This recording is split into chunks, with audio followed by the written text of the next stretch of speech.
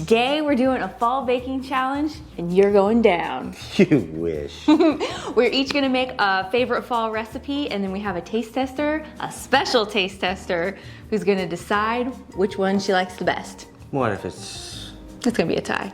No. They're both delicious. You guys are both gonna enjoy both these recipes. So I'm gonna let Jason go first. He's gonna make his recipe first and then I'm gonna come in and make mine here in a little bit. Stand by to be wowed and amazed. Don't forget that like bell, ring-a-ding-ding, subscribe, all the things. Leslie spoiled me and got us some new baking pans that are fantastic. So to kind of kick off the series of what we're doing, I thought I would go back to basics on what I'm famous for in our family, and that is brunch.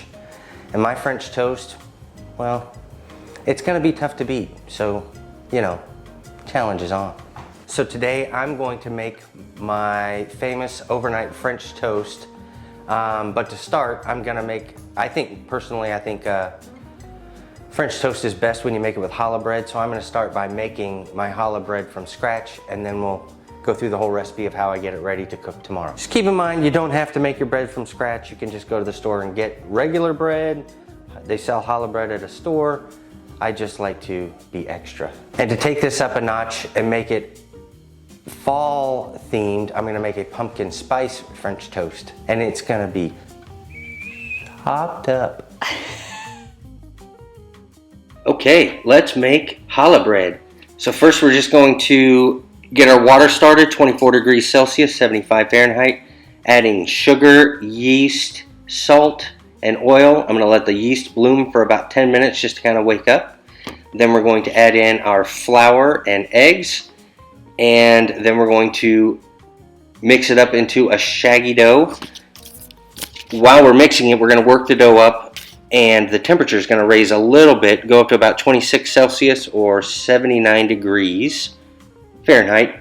I'm going to check that just so it doesn't get too warm, and then I'm going to let it proof for its first hour. Bread doesn't take long to make, but it does take all day. So first proof for an hour, then I'm going to degas it, then I'm going to proof it for another hour, and then I'm going to break it out of the bowl, divide it into 3 equally portioned pieces, and turn those into small logs and let those rest for another 20 minutes. Then after those are rested for their 20 minutes, I'm going to roll each of those pieces out into a long cylinder and braid those together and turn those into the challah bread shape. I'll let that get one last rest for an hour. By the way, the shape of the bread when you're rolling it out like this does actually matter. You want to roll it up so that it contains the air as it's proofing and poofs up better. Alright, so now I'm going to braid it together. I'm going to egg wash it, wait 5 minutes for that egg wash to dry, and egg wash it one more time. Throw it in the oven, and it's going to come out the most golden brown you've ever seen. It's going to be beautiful. Beautiful. Alright, I'm going to dice up the challah bread into about 1-inch chunks, put them all into the pan, and get ready to mix up my custard, which is basically just a wash I'm going to pour over it. So it's eggs, milk, pumpkin spice, sugar, vanilla, and then so you can pour this on and cook it right away, or what I like to do is pour it on and let it soak overnight, and that allows it to absorb into the bread better. So I'm mixing it up, gonna pour it over, and I'm gonna cover it up and put it in the fridge overnight. Make sure everything's good and coated. That's important. You have no idea how good this is gonna be. So into the fridge it goes. Alright, I'm just gonna mix up the Streusel topping, which is brown sugar, flour, more pumpkin spice, nuts, and then I will let that sit overnight, and tomorrow morning before I'm ready to bake it, I'll just throw it on top. How you feeling about your recipe? I think this is gonna be good. Okay, we are adding the butter, mixing it up, sprinkling it on top, and gonna throw this bad boy in the oven and bake it. All the instructions will be below. Jason mentioned earlier that I spoiled him and got a new bakeware set. I am absolutely in love with my Caraway set. It is so gorgeous. One of the things that I really loved about it, I know it's kind of superficial, was the gorgeous colors that they came in, and I was able to get navy blue, which as you guys know, goes perfectly with my kitchen. Not only that, it is wonderful, like non-toxic ceramic bakeware. They have cookware sets, they have quite the variety. And the cool thing that I thought was so awesome, especially to keep my home organized, it came in these nice little organizational sets here to where it just all stacks so neatly. So I will have a link down in the description box if you guys would like to make an awesome investment for your home, for your kitchen, and you will get 10% off site-wide. So check them out. It is an investment that I think is definitely worth it. I've been loving these now, and you guys know I will never show you anything that I don't truly love. So check it out in the description box down below. Okay, so for my fall recipe, I decided to be nostalgic, and I went and got my cabinet and got out my mom's old recipe box that I saved. And I started going through it, and I came across this recipe that says Mom's Favorite Cake. So it's her apple dapple cake. And honestly, I can't really remember having it as a child. I think maybe I did once, so I called my sister and she remembered it. So unfortunately my mom passed away when I was young, so I really can't go back and ask her about it. So we're gonna give her favorite cake recipe a try for fall. Okay, right off the bat, I was feeling a little weird about this recipe once I started making it because it had 1.5 cups oil with 2 cups of sugar. And then of course we added some eggs, and then when I went to blend it up, it already felt weird. And as I add the other ingredients, the consistency of this cake was so thick. I kept going over and over the recipe, wondering if I was doing something wrong, and I couldn't figure it out, but you guys will see how this turns out.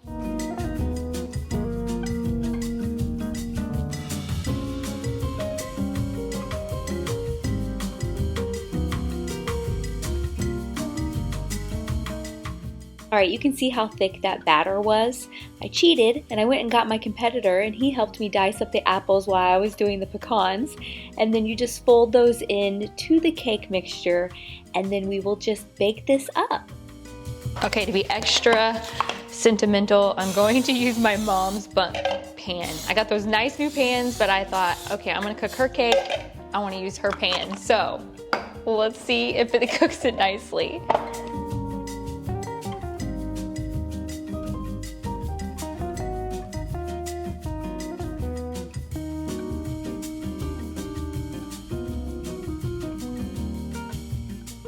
Once the cake is all cool, you put a brown sugar glaze. Recipe will be in the description box. And now we have our special taste tester, and she is going to begin doing the pumpkin French toast. Let's see what she thinks. Okay, go ahead.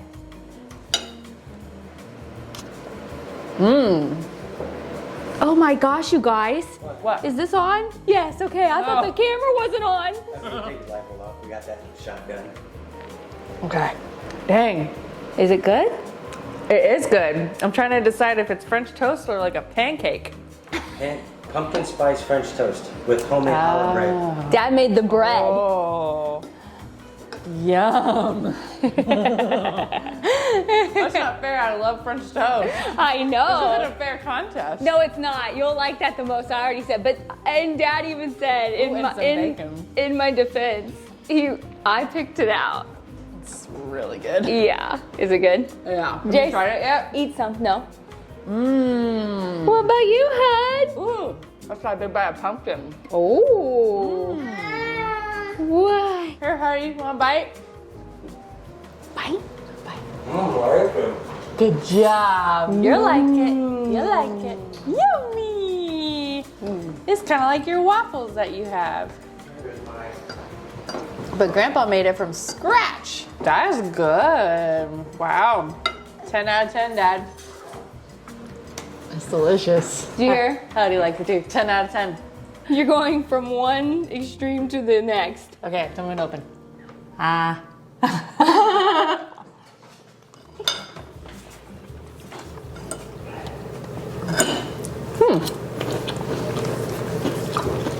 Weird, right?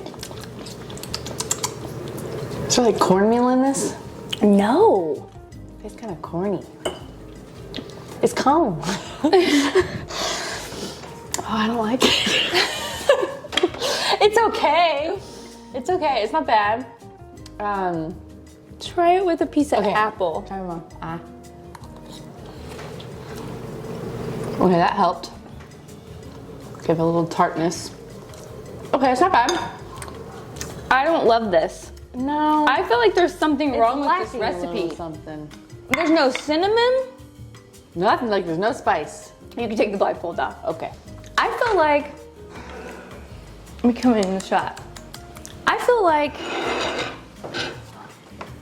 there's no lacking. spices. No, it's sweet, but like, It's- and it's got a that's it. little tartness from the apple, but it just kind of tastes like a little bit doughy. Yeah, and it was like the texture's funky. Sometimes there's like cornmeal or cornstarch, or that's what it tastes No, like. I went back over that recipe like several times and I'm laughing because it says mom's favorite recipe. Mom, Grandma, we need to talk. we need to talk about your taste. Pumpkin French toast, Pumpkin French toast. definitely the winner. Sorry, Grandma.